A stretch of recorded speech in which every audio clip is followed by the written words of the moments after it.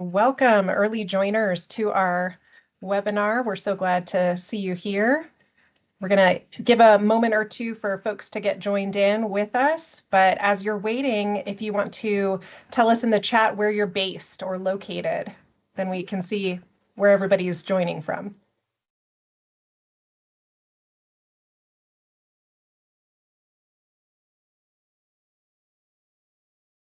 Brian Peterson, hello, sir.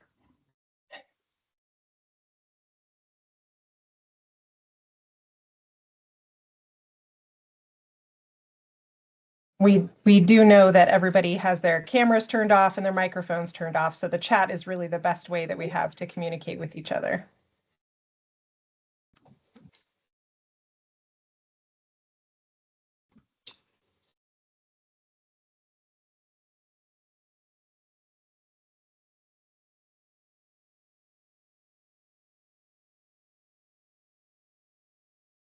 Welcome. We're so glad to see you. Good morning or good afternoon, depending on your time zone.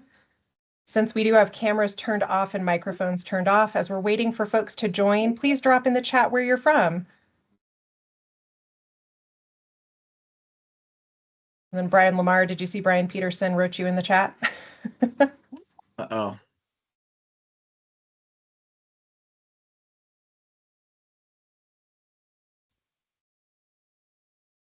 Welcome. We will give just another moment or so before we officially get started. We are so excited to kick off 2026. We had a lot of really great interested folks coming in to join us today.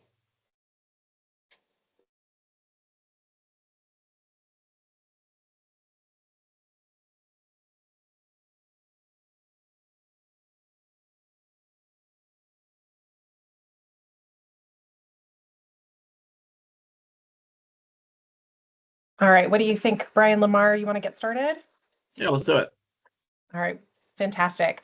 Welcome to ROI Rocket's first webinar of 2026, Bad Data, Expensive Decisions, the business case for verified B2B panels. We're so glad you're here today. My name is Alex Bagley. I'm Sales Enablement Director here at Market Once, and I will be acting as producer moderator for this webinar. Before we get started, a couple of tips for you here. You are in listen-only mode, so you do not have a way to unmute your mic. You do not have a way to turn on your camera. So please use the chat function here in Teams or the Q&A box for us. We would love to answer any and all of your questions today. We will also send out a replay to everyone that's registered for this, and I'm sure we'll publish that as well. As a reminder, what we'll cover today is how most panels are built and the differences between consumer and B2B panels, how B2B panelists are verified, advantages and disadvantages of a highly verified B2B panel, engagement and retention, and how to select a B2B panel. It is my pleasure to introduce your hosts for today. Today we have the wonderful Brian Lamar, our Senior Director of Sample Quality, and he's bringing 25 years or more of research experience to this conversation. And we also have the fantastic Noah Seton joining us, our senior partner for ROI Rocket Consultancy Services. Thank you so much for the reactions. We love that, especially since it's, we can't hear from anybody. Thank you so much. But they'll be leading us through the discussion today.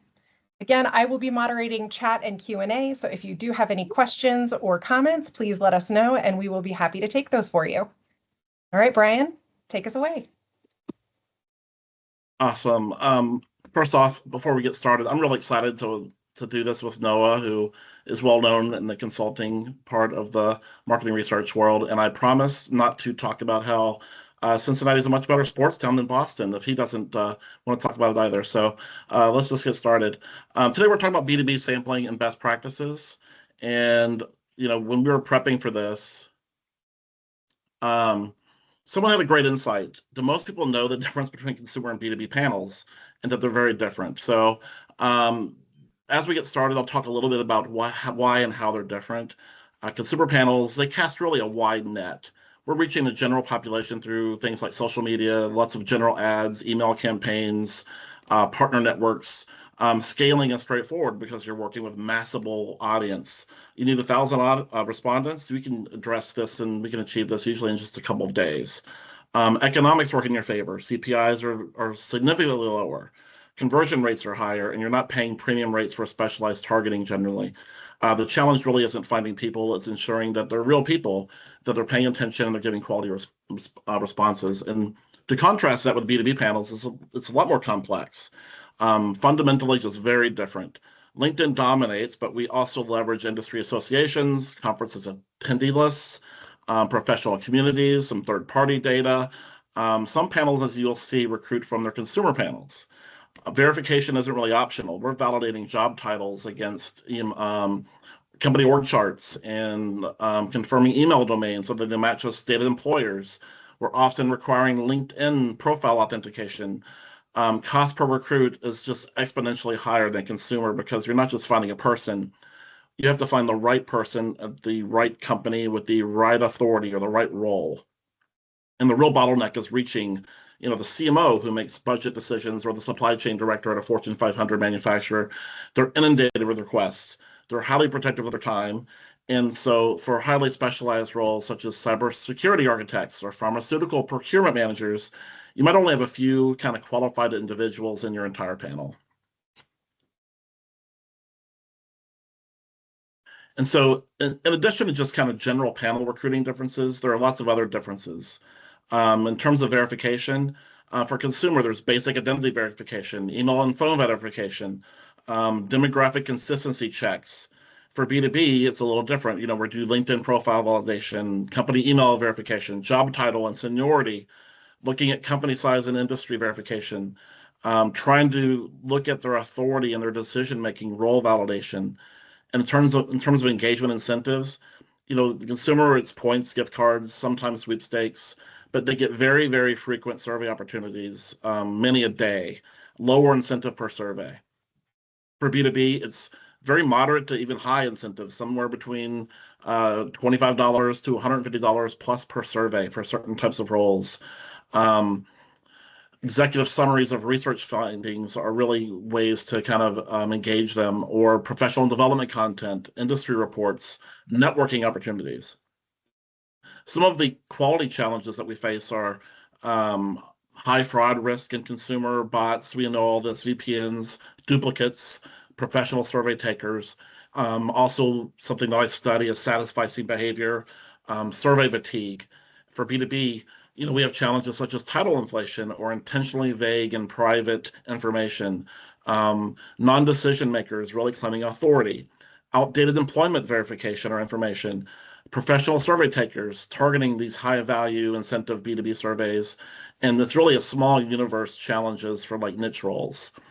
Panel management complexity. For consumer, high volume is automated, standardized profiling, easy demographic tracking. For B2B, it's very different. We're profiling across endless amounts of jobs and industries. We're profiling someone in HR is very different than a construction worker or an educator. Job change tracking is very critical. Company acquisition and merger impacts, dynamic title responsibility changes, industry classification updates, and then incidence rate and feasibilities with consumer generally higher. Broad targeting is usually feasible for consumer. B2B is highly variable by seniority and function. That's why you'll see a wide range of incidence rates and completion rates. Extremely low for C-suite and niche roles. And senior decision makers are often a less than 1% incidence. And then finally, regulatory and ethical considerations. For consumer, we have to deal with privacy laws, GDPR, CCPA, basic PII protection. But with B2B, it's much more complicated. We have to have corporate confidentiality concerns. States that classify people are different by state and create some logistical panel profiling challenges. We have non-disclosure considerations, competitive intelligence situations and sensitivities, some industry-specific regulations such as financial services or government contractors. I put some of healthcare into B2B. HIPAA compliance is something to think about. And so there's lots of key differences when we're talking about consumer versus B2B. And Brian, I don't know whether you want to get into it here or a little later on, but I think that going along with those key differences, it's important to note that there are reasons to use both and different reasons to use each along the way of what you're doing. And I think data quality is equally important in both situations. It's a whole different situation than a whole different discussion to talk about data quality and its impacts on consumer sample and how the industry, both in the research industry and the research industry's applications to corporate decision making or investment decision making or the advising that consulting firms gives to them, how that plays out in the consumer space or the B2C space. But with B2B, because so much of the professional decision maker or the individual human being who makes decisions in their professional or their job related, in their vocation, that's really what we're talking about with B2B. And so, anytime that you need to hear from somebody about their work or how they make decisions about their work, that's the area where you want to have the highest possible fidelity around the data. And that's what leads us to think of separate recruiting and separate sourcing for these two different types of audiences. Absolutely. Well said. Wanted to talk a little bit also about the B2B panel landscape. And I put this kind of into 4 categories. And, panels are not created equally.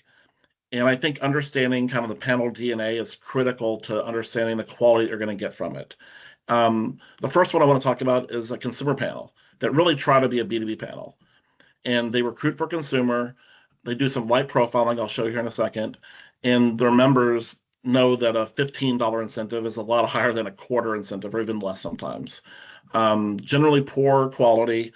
Targeting is not very good. Lots of removals, low IR. You might throw out a lot. And so it's really open recruitment via consumer panel and light B2B profiling. Here's an example, and these are standard employment questions that a consumer panel and really most panels will do really high level profiling. So this is a broad industry question. We've probably all seen that. This is a very broad role description that is ripe for overinflation. You'll see some people kind of, CEO, I'll probably make more money if I'm a CEO today. Generic kind of purchase responsibility question to decision making. Who's in charge of this? I think most professional respondents know what to put here to get better surveys. And then there might be a company size. And so kind of an example of how most consumer-based B2B panels are targeting. If you want a C-level employee at an auto manufacturer, they're probably going to look at these 2 questions here. And they're going to look at the industry or the role. And I think that's kind of key. That they'll look at, okay, if you want to be a C-level, we'll target the automotive industry. We've got that profiled. We'll target C-level people, and we've got that profiled. And it's not an and which is not great, and there's no deeper level profiling. And so it's kind of a shotgun approach that most consumer panels are doing, and that's why you see these lower CPIs. Yeah, I think that, the key thing on the B2B side is, or on the non-consumer side, is that you don't just, there are multiple levels that you need to understand if you're going to do your research right and you're going to get the right insights for your client or for your supervisor or for the project that you're working on. It's not just making sure that you know who the respondent is. It's making sure that you know what they know and whether what they know applies to your question.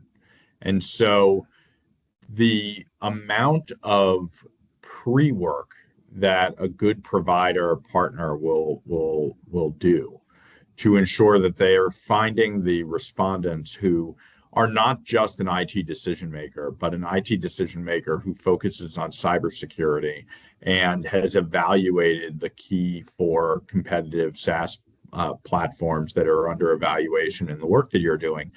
You need those additional steps, or else you end up in a situation where somebody might feel kind of qualified, but as you get deeper and deeper into the questions that you're asking, the responses are going to get hazier and hazier, and the overall data set won't match up.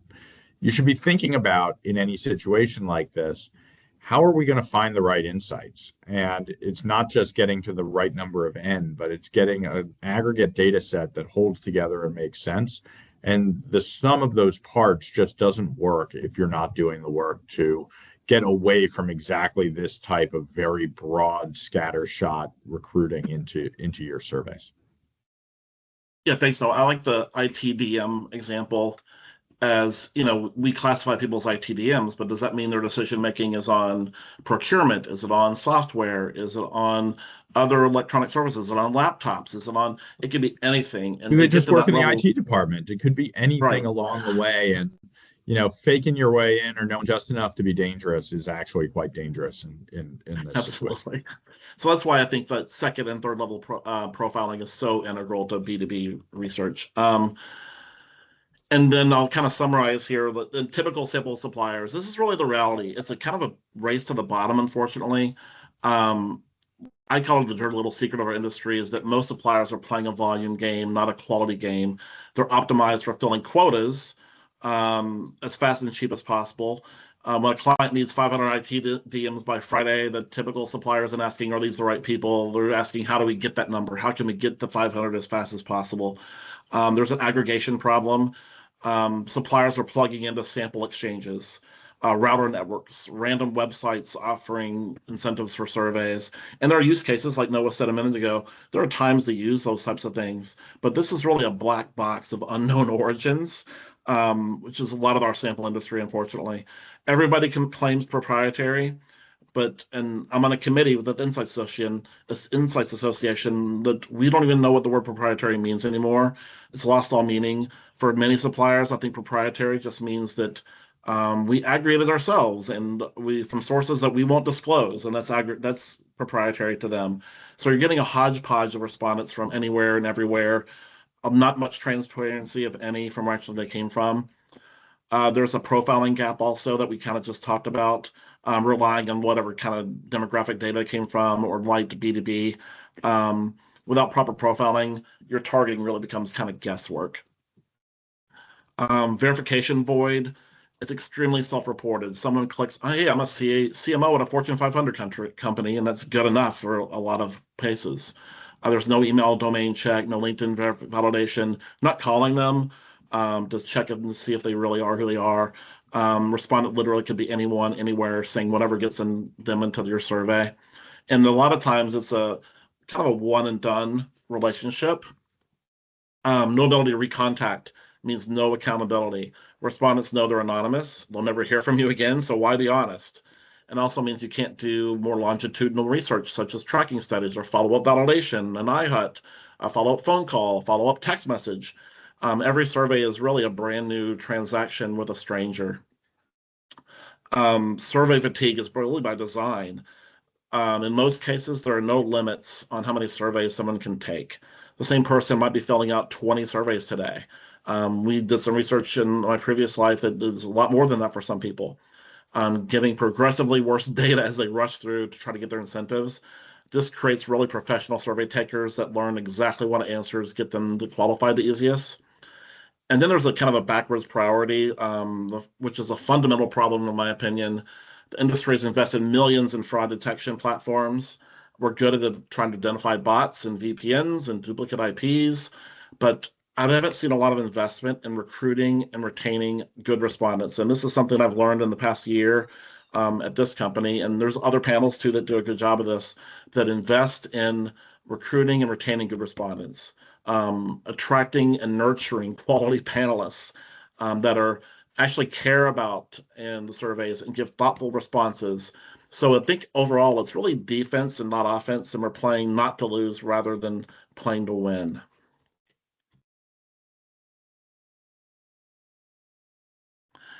And then, that was the first one, really consumer panels in the landscape.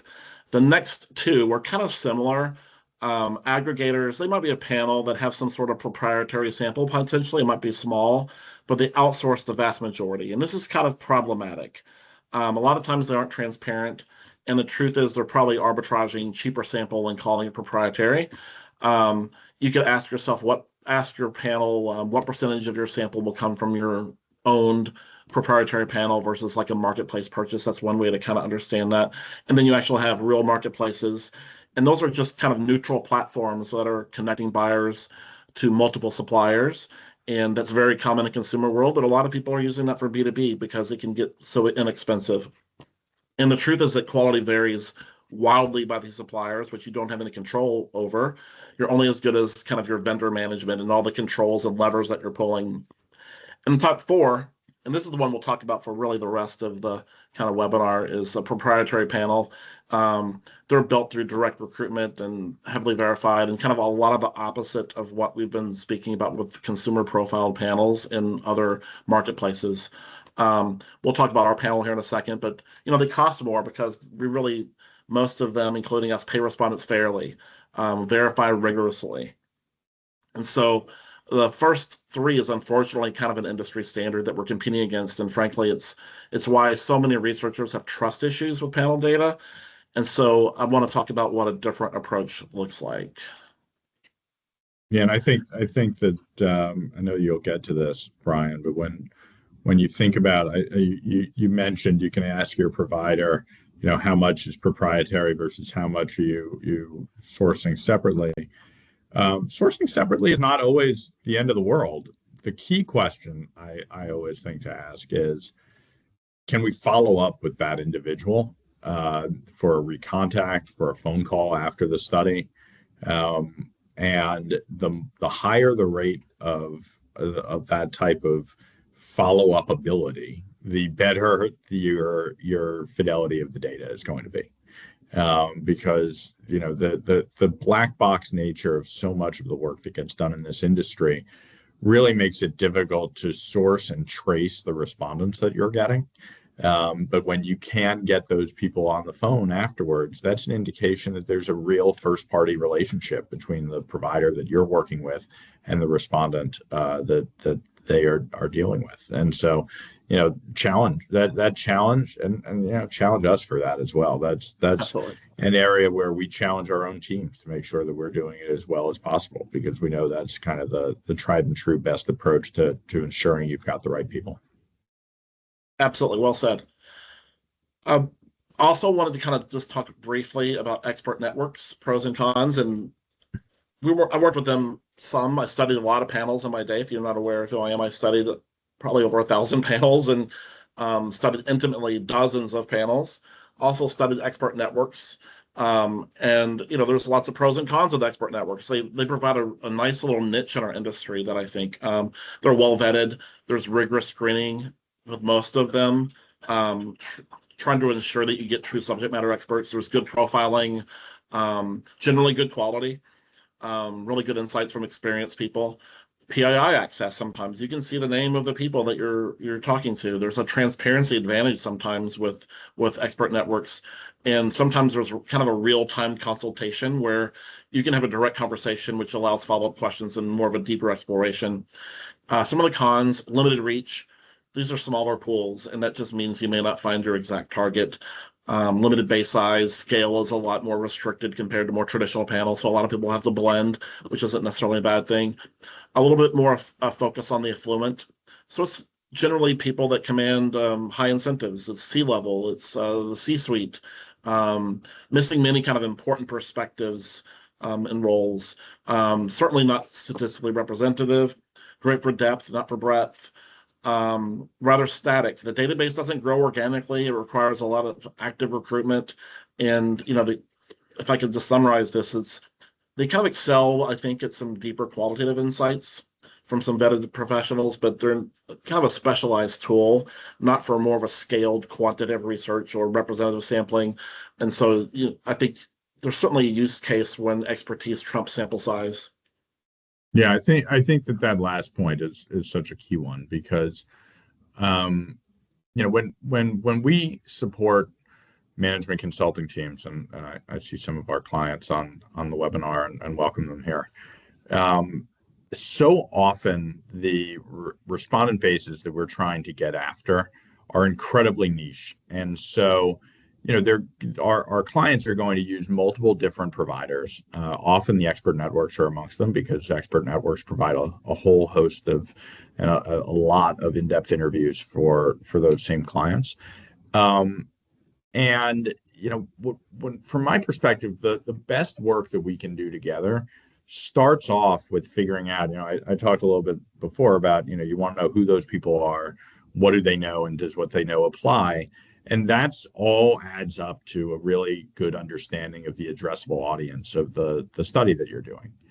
Well, in the world that my team and I spend most of our time in, which is the world of management consultants, often doing surveys that are built around the commercial diligence process for investors and that those management consulting firms are advising. The target addressable audiences are unique very often. They are often quite small.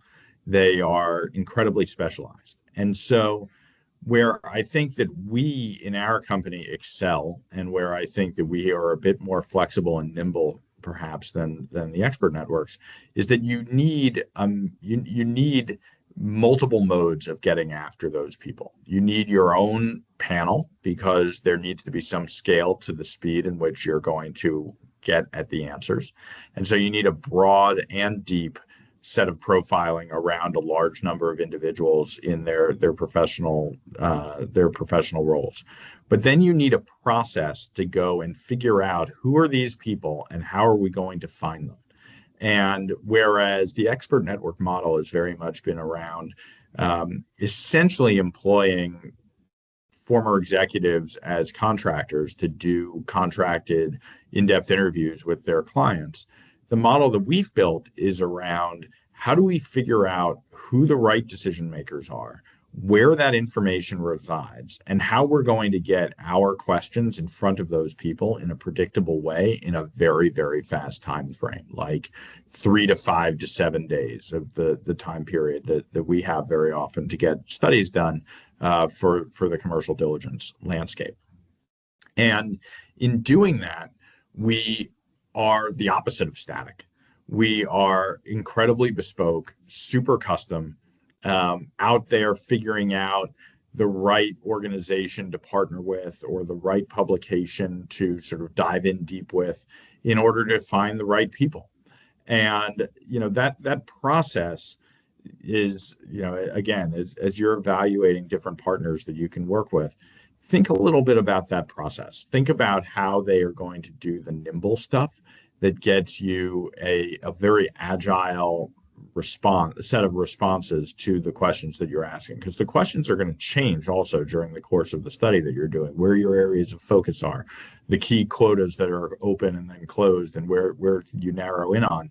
All of that stuff lends itself to being with people who are super flexible about doing this work. And that to be really flexible about it, you need to be as close to the ground as possible. And really in there digging in the dirt to figure out who those people are and how you're going to identify them, validate them, and get them to engage all in a short period of time. Awesome. If you have questions, by those enough, now's a good time to mention. If you have questions you'd like us to answer about a lot of what we talked about, we went through a lot in the past 25 minutes. Please put in the Q&A and we'll address them. We only have a few more slides and we'll get to the Q&A. Now we're going to talk about how more responsible panels build B2B. And so, Noah, why is this important? Why do we care about responsibly building a panel for B2B research? Because you're making important decisions on the data. This entire thing comes down to somebody has asked you something and you need to provide the answer. And the only way of providing the answer is to find out what the people who make those decisions that you're evaluating actually think. And so if you're not getting the actual people, if you're kind of guessing that you are, or if you're kind of shading it or thinking to yourself, gosh, this seems kind of 80-20, or it seems, good enough, you're opening yourself up to enormous risk. Whether that is around, the types of decisions that the big corporations are making and using for this sort of work, or professional service firms, or both in the research and consulting space. You want to make sure that you're getting the truth and as close to the truth as you can possibly get from the respondent bases that you're getting. Well said. Is that Brian, from your standpoint? Yeah. You and I come at this from different angles, but Yeah. are you seeing it from the same space? Is that sort of where the emphasis has been in your background as well? Yeah, very similarly. It's about the risk associated in B2B research. It's lower base sizes. It is hard to find people, and there is risk in making the wrong decision. And when you have a low base size, it is really important. We're not doing 1,000 in for most B2B work with executives. And so it's really important to get the right people. And there's just risk. There's so much risk associated with doing it the wrong way. There may not be 1,000 people available. Right. I always joke with my teams about sort of the early days of doing this, when you would hear from clients that would say, hey, I need 1,000 Fortune 500 CMOs. And you'd say, well, let me start with the number 500. Right. As we tried to figure out what the addressable audience was. Mitigating risk is a big part of the work that many of you on this webinar are involved in. And the foundation of the answers that you're providing to the stakeholders you're working with that foundation is very much based in the quality of the responses that you're doing your analysis on. So mitigating that risk by ensuring that you've got a responsible partner is really key. And speaking about responsible partners, here's my opinion, or our opinion, on how responsible suppliers build resources. And by the way, I've been saying this on our podcast, and I was a little bit out of sample for about a year. And when I left my prior company, there were probably 25 really good panels that I'd recommend.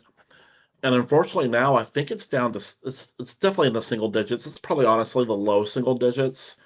And so I'm not just talking about our panel, which I'm really, really proud of, obviously, but there are a few other really good panels out there. And here's how my recommendations on how to identify a responsible partner for you for B2B research. And this applies really to kind of consumer research as well. The first is really a direct panel recruitment with traceable proof. You want proprietary sample, not a third-party aggregator with mystery sources. We know exactly where our respondents come from. We can do a full audit trail from recruitment to completion if we need to, and we'll show that to you. Obviously, you need fraud and verification framework. Multiple checkpoints can catch bad actors. No one is immune to this. We, every once in a while, have some infiltration, unfortunately, but we can catch it really quickly. It's table stakes at this point, but we're really innovative and kind of a comprehensive fraud detection solution. Also want to plug that I'm really passionate about this topic and false positives. I hate blocking real people that are real respondents on our panel, and particularly B2B respondents. So I'm studying them, and you'll see more information come out later this year from an ROR standpoint. We have a whole custom verification and validation team, which I love the team. Human oversight, not just automated flags. Our entire team sits in Denver. This dedicated team, they review flagged responses and patterns and get really creative in how they recruit people and validate people, which I love the creativity on that team. And then, we often speak to our panelists on the phone or text or in person. This is another one I'm really passionate about and I think this is the trend in our industry, is that we need to be doing qualitative and quantitative research, not just a big quantitative test.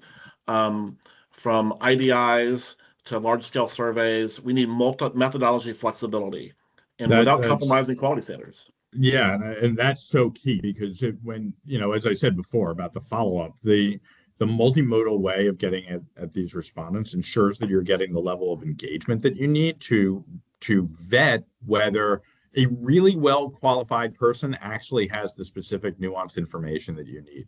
And there's always going to be something important that you can learn from somebody who is who they say they are and is in the industry that you want, but you want to make sure you're asking them the right questions.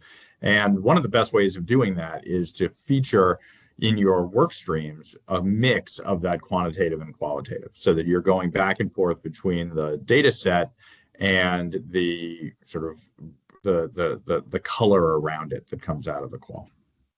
Yeah, combining your quant with a little qual, get the nuance from the data. You can investigate insights that you maybe didn't anticipate from a quant study with a little bit of a follow-up. It's really inexpensive, and honestly, it offers us as a panel owner another quality layer and something different for our members. They really enjoy it. There's been times when I wanted to reach out to a few people, and it's amazing kind of the response rate of people that will offer up their opinions with a little follow-up of, why did you say this? And or something like that. Talk a little bit here in a second about an active engagement and retention strategy. It's something that's super important. Transparent respondent recruitment path. clients should see exactly how their sample is sourced. Should not be a black box, without giving away trade secrets. And, everybody's got some little secrets to recruiting their panel.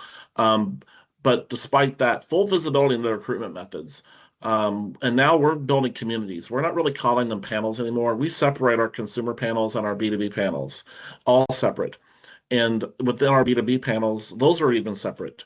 They're like-minded people sitting in a panel. We just are building one in a partnership with a company called HomeSphere, which is an organization, association of thousands of members that are some part of the home building industry, from contractors to people that finance them. And so that's a really interesting partnership. And that's what you should be looking for, are companies that are building communities, ideally in partnership with others that are vetting them, and communities that have like-minded people to kind of fit the profile of who we want to talk to. And so kind of the bottom line, we invest in this. This is not inexpensive at all. We invest in our infrastructure, transparency, relationships. It's not really just scale and speed. Anything else you wanted to say? That was a lot of that I just went through. No, I want to give you a chance to. I think that was spot on. It's the Okay. neat thing about the communities that we're building is, one, it gives us the opportunity to collaborate with clients to figure out exactly what they need and to anticipate those requests down the line, and then invest in advance at getting them ready for the audiences they need to hear from. And it also allows for deeper and richer engagement for us with the respondents, so that by the time you all ask us for help in getting to that audience, we know an enormous amount about the individual, and have built a real relationship, a trusting relationship that can only enhance the data quality that you end up getting. Thank you. I'm going to talk a little bit about engagement and retention. I said earlier that we invest a lot in fraud detection and removals. We don't invest a lot as an industry in engagement of our members, and this is the lifeblood of research. So engagement and retention, and this is something that you have to constantly work on and constantly innovate. And there's a little bit of overlap here, but incentives should not only be cash. Different types of B2B, specifically industries, and even consumers want different incentives. I think the industry is known for a few years that younger males are hard to reach. And so the industry kind of evolved and was innovative in trying to find younger males on gaming sites. And that was an innovative tactic. You're not just paying them cash, you're getting some sort of advancement in a game of some sort. Some can't accept cash, so you have to donate to a charity of their choice. It should be customizable by a different panel. We customize by different panel all the time. Content and things beyond cash is super key. When I first started in research, on online research in 2000, we provided survey results. And today, still, respondents and members love seeing survey results. And something we need to get back to as an industry is trying to find a couple of questions that you can divulge without violating privacy or the client's objective of the research. Trying to find something, could be just a couple of random questions of the day or something kind of interesting. Throw that out there to them. And then I think understanding the behavioral analysis of our panel, we have an engagement score that we're measuring, and we take different actions based upon how engaged they are. If someone has not qualified for 9 surveys in a row, we might take a different action than someone that has just not responded to 9 surveys in a row. And so trying to understand the behavioral analysis of your panel and segmenting them, taking different actions, is super key to retention. Yeah, that question around that question around the survey results is so important as well. You can't, on the behavioral analysis side, you can't do too much of that. That's all about the engagement and making sure that you've got the right people targeted in the right way. But the survey results, the more senior you get in certain industries in terms of who these respondents are, the less they're going to care about the monetary incentive. And quite frankly, even the charitable donation might be nice and sort of a thing that earns you some goodwill, but they're making their own charitable contributions to the organizations that they really care about.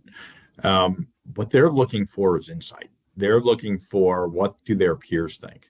And that's another big piece of this community concept that we have, which is that in addition to the engagement sort of in the survey provider, research organization, expert network, whoever we are, at the center to each of the respondents, that directional one-to-one relationship, we want to foster the relationship amongst the respondents, because the driver of their engagement is whether they can use the system to get better at what they're doing. Think of a YPO or something along those lines, where the big drive for it is, what can I learn from my peers? And if you're somebody who is a decision maker in a key role, knowing what your peer is thinking is a great data point for you to have in your day-to-day work, and probably worth more to you than even a relatively lucrative incentive, because of just how much time you're spending on those decisions and how much you want to get it right. So that type of engagement strategy is really at the core of what we're doing here on the ROI team, just because we've figured out that these respondents need to be engaged as the professionals that they are, because that's what you're asking them about ultimately. And if you are able to engage them as professionals, you're going to get much better information from them for the use cases that you've called us up for. Awesome. And then this is really our final slide before we take your questions. But I think overall, to summarize what we're saying, you want your vendors to be your partners, not transactional. We think about long-term business partnerships and using survey data. You should choose panels that are built specifically for B2B research, not consumer panels trying to cover business audiences as an afterthought.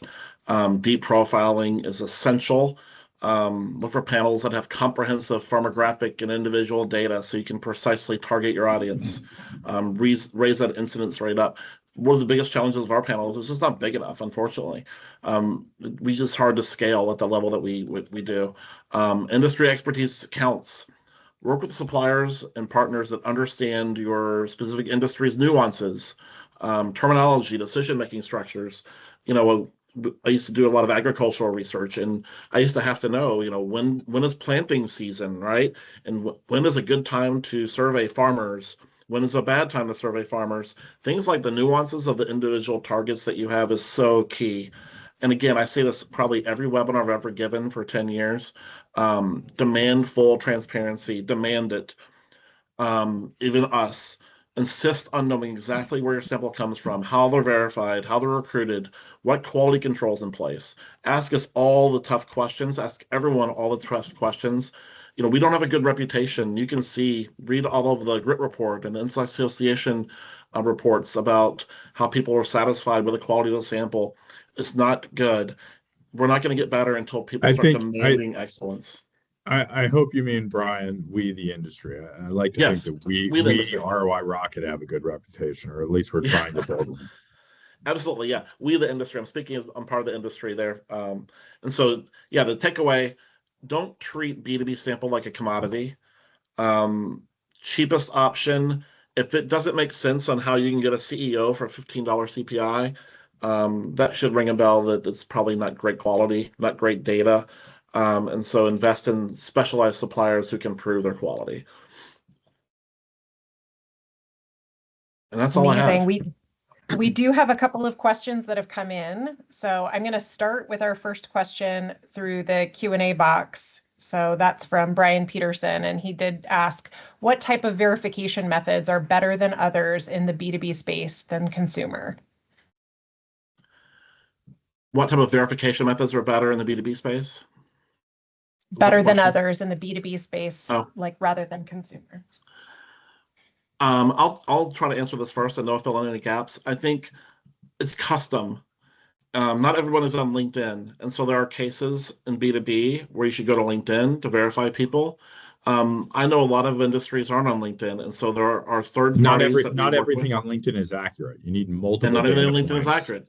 To establish that type of convergent validity around what you're looking for. Absolutely. So LinkedIn is a primary, but it goes way beyond that because I can pretend I'm someone on LinkedIn, or I could come up with a fake LinkedIn account, and that certainly happens. Um, there are other, like Zoom Info, for example, that's more of a common one, and there are other third parties. Something we do is we look at licenses. If a B2B target has a license, we will match that license to their profile. We'll validate that way. And I'm not sure if many people are doing that, but it's something that we certainly do and have done for a long time, way before I got here. And that is best in class when you can say that your license matches the things that you say that you are. But not even every state. Some states you have to be a license to cut hair, and other states you don't have to be, and some you have to be licensed to be a plumber, and some you don't have to be. So understanding the nuances there is even key. So it gets really complicated really quick, but it's really custom for every type of industry, I guess. I probably missed something there in Noah. No, I think that that's right. I think that the key point is that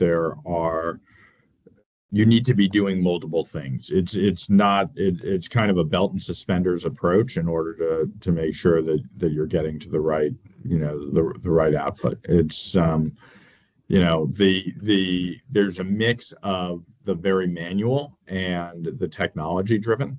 We Yep. have several technology implementations on our respondent base, many of which are driven by or leverage technologies that have been developed in but either the financial services or marketing spaces, in which there's kind of a higher fidelity around how attribution needs to work in order to make sure that we're getting to the right people. We do a lot of work on the back end of our work as well in order to manually review responses and read every open end and match that back up to what we know about the profiling information that respondents have given. Then there's work in the course of the study, to do the type of really intensive screening to make sure that you're getting to the right folks. And then, of course, there are the big databases like Dun and Bradstreet, or you can think of LinkedIn as a big database. And then, of course, the work that Brian described as well, which we think is particularly effective in industries in which there's some sort of board registry or license or certification. Digging deep to find those individuals and that verifying information is key. But again, as I said earlier, that's only the first step, and it's a high bar to get to that first step.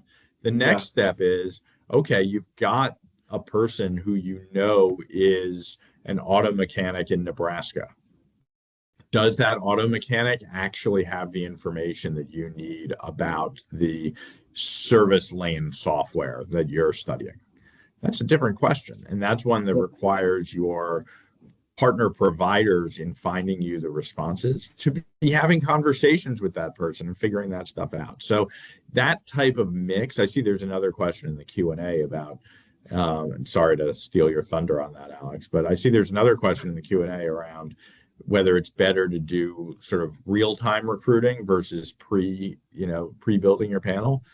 That's one, Brian, where I'm really interested in your take, because in the world in which I spend my time with management consultants, you don't have the choice of one or the other. You kind of have to do both, just because the audiences are so unbelievably minute that there's just no way that every specialist in endocrinology is going to be sitting in some survey panel. You just need to get to the right people.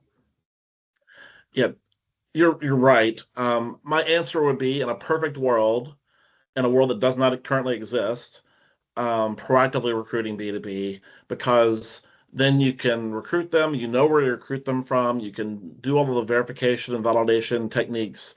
They've maybe taken a couple surveys, they've proven they've been a good respondent. There's another validation check at the incentive redemption, which is something we didn't really talk about, but that's another validation check that we do. Unfortunately, no panel is big enough to do that. So there is a lot of live project custom recruiting that we do. And that's where a lot of the things that Noah and I just talked about take place, because if we're taking a custom recruit onto a live study and we're impaneling them, that's risky. And so we have to make sure that we have the right partnerships, we have the right models in place, that we're not just sending strangers that are completely unverified to a study. So yeah, certainly I'd much rather have a pre-recruited panel that is tenured and has redeemed incentives before and has proven they're great respondents. But unfortunately, it's just not really possible. All right, Brian, I'm going to let you look at the Q&A box. We've got a couple of great questions there, and I'm going to ask you to kind of stack them in order of like how you'd like to talk about them. Okay. I'm just going to go down the list. What kinds of ex-ante removal rates do you expect from a consumer B2B, normal B2B, and then versus a proprietary, actual verified B2B panel? And I got to click on see more. Okay. Such as ours or an expert network, or is that really big of a difference? Oh, I'd like to see what you see on this, Noah. I think for our B2B panel, there are times, and I'm not just saying this, there are times when we have zero removals. And it's almost unbelievable sometimes when I hear this, but I've heard it so many times over the past year that I believe it happens all the time, that we literally have zero removals. We have one particular consulting client where the relationship between our project management team and the insights team there is so good, and so they communicate with each other so well about how they work on and what they need, that we consistently will deliver B2B with no removals, because we know what we're looking for really well. There's no kind of, you got to open the faucet a little bit more in order to try to get the N in there. And so we can be super targeted. And that's what we're shooting for, obviously. Agreed. And I tell people all the time, a lot of times we go through all these things, we recruit the right methods, we're validating them, we're verifying them, and we're doing all the things, right? I still can't 100% predict they're going to be a great respondent that day, right? We're busy. These are B2B respondents. These people have jobs. They're probably taking the survey while on the job many times, right? I can't say they're always going to be perfect respondents, and that's a variable that's hard to control. So I think a reasonable expectation on a B2B survey, 5-10%-ish from the expert networks, and that's because primarily of the quality of the response, not the quality of the respondent. When you're going to consumer panels, and the three that we talked about, the B2B way that most people are buying B2B sample, and they're not going to like proprietary B2B specialized panels and expert networks, it could be 20%. We see 90%, unfortunately, with some panels, from what I hear from clients. It can get really, really, really bad, and people are overpromising, under-delivering, and it's really harming the reputation of the industry, not us. And so it can be a wide range of variability. So that's what I would say.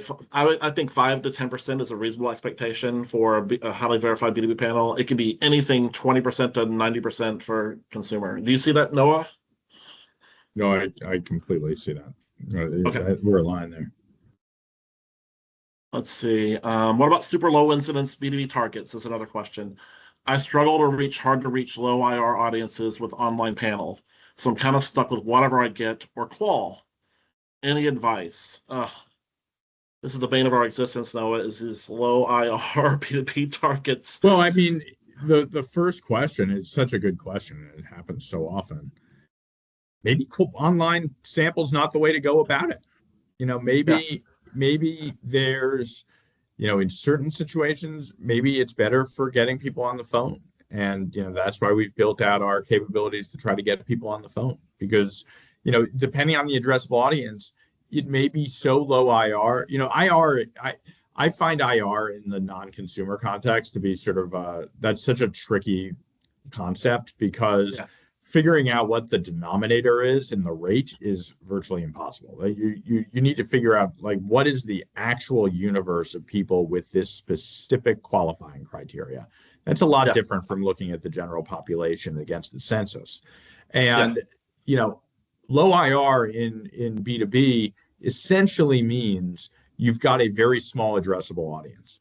And then you need to get very scrappy in order to figure out how you're going to get after that. It's got to be a mix of really well-developed online panels, really good processes to find the right people. So, can they find the niche publication to go and partner with to get after it? Can they get a booth at an industry conference to go and find those right people? Is it the type of thing where an in-person intercept is the better way of doing it than even something that's online? We did one recently where we needed to get store associates to talk about the shopping experience of one particular product. That's, B2B, of course, can I see one of our colleagues posted a question that starts with this concept, and it's really worth noting. B2B or non-consumer, that can be anyone from the floor associate at Walmart to the CFO of American Express and anywhere in between. And so it is a massively wide world and universe that depends entirely on the particular criteria that you're looking to screen on. And so there are certain of those instances where going and meeting people in person and having a conversation with them is going to be the best way of ensuring you're getting the right people. If you want convenience store managers to give you information about the best way of putting where to put a new product idea into their store, going and sitting in convenience stores and talking with them is unquestionably going to be the best way of doing that versus getting an online panel of convenience store managers. You're just going to get higher resolution data. It's our CEO likes to talk about the fact that you can get any audience depending on the timeline and budget. And so, all of these questions are really about the trade-offs that you're willing to make around the fidelity. And I think, from our perspective, we just believe that trading off against data quality is a very risky trade-off to make. And so it is worth going the extra mile to get to those people. Yeah, that was amazingly well said, Noah. And I was just in a meeting with some peers yesterday in Cincinnati, a bunch of researchers in the area, and we mentioned methodology and solving business challenges is kind of what we're trying to do and what the industry needs to think about. It's not quant or qual anymore. It's more of how can we solve your business challenge? And sometimes it's an online survey, like you're saying, and sometimes it's an in-person intercept. It's much better research. And that kind of blew a couple of people away when we talked about that. Like, oh my gosh, we're doing intercepts again. But that's probably the best methodologies for certain business questions. And I'm glad you brought that up because I think we have a cool team that does that. Not to sound too salesy, but we have some people that really do some really creative stuff that we'll probably talk about another webinar later this year. Yeah, we're doing really neat stuff on the consumer side and in this kind of hybrid consumer B2B environment as well. Absolutely. But by the way, I'm looking at, there's still over 50 people on this webinar. And so appreciate you all spending an hour with us today. And hopefully this was valuable. If we didn't get to your question, if you have other questions, please reach out to us. Both of us would be happy to talk more. If you disagree with something too, this is a conversation. This is not a perfect science, right? And so we would love to have a conversation with you if there's something that we said that you don't agree with, or there's something that we didn't say that is a best practice that you have found. We'd love to hear this. I'm trying to grow every day as a researcher and as a consultant. I'm sure Noah is too. And so thank you all so much. Any final comments from you, Noah? No, thank you, Brian, for the idea of doing this, and Alex for putting it all together. We appreciate it, and thank you to the audience for spending some time with us. We look forward to working with you and helping you make some good decisions. And thanks to Alex, our producer. Yes, thank you so much. As a reminder, if we didn't answer your question, please reach out to us. We will send a replay of this webinar out to everyone who did register, and please feel free to share that on. And we look forward to inviting you to our next webinar. Have a great day, everyone. Bye, buddy. Thank you.